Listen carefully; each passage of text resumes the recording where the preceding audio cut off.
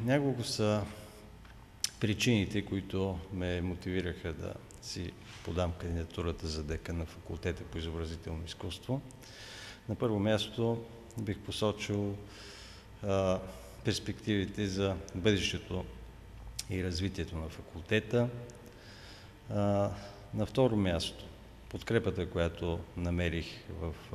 колегите от катедра графичен дизайн и катедра стенопис, които издигнаха моята кандидатура за декан на факултета. На трето място бих изтъкнал и опита, който натрупах в продължение на 3 години като заместник декан на факултета, ръководител на катедра стенопис и не на последно място бих посочил и познаването на проблемите, които стоят пред развитието на факултета. В моята концепция съм обърнал внимание на няколко основни пункта, като на първо място, разбира се, това е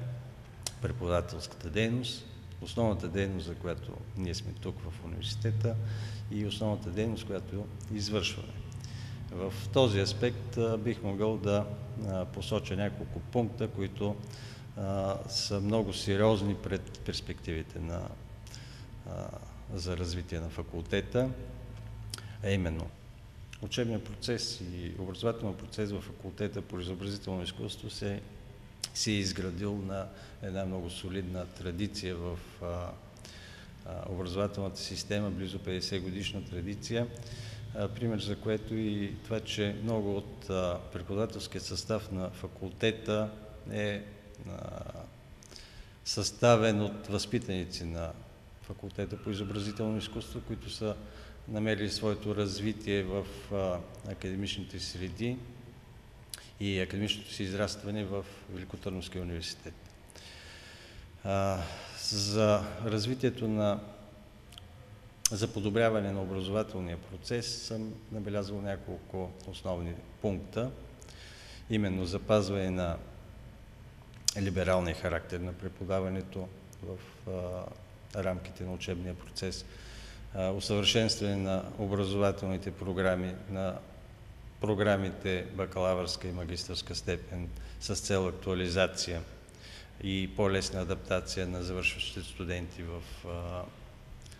условията на пазарна икономика,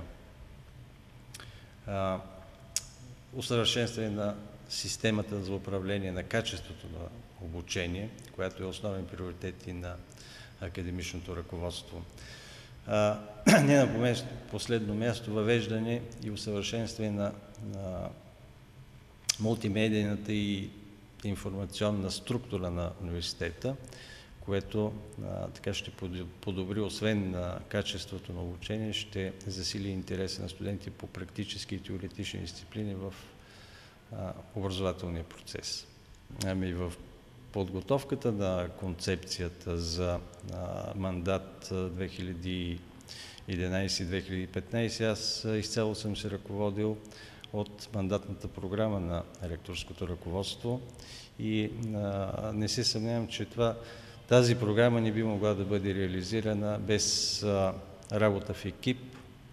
с бъдещето деканско ръководство, работа с всички ръководител катедри в рамките на факултета и екипна работа с ректорското ръководство. Това би могло да бъде реализирано единствено при наличието на тези обстоятелства.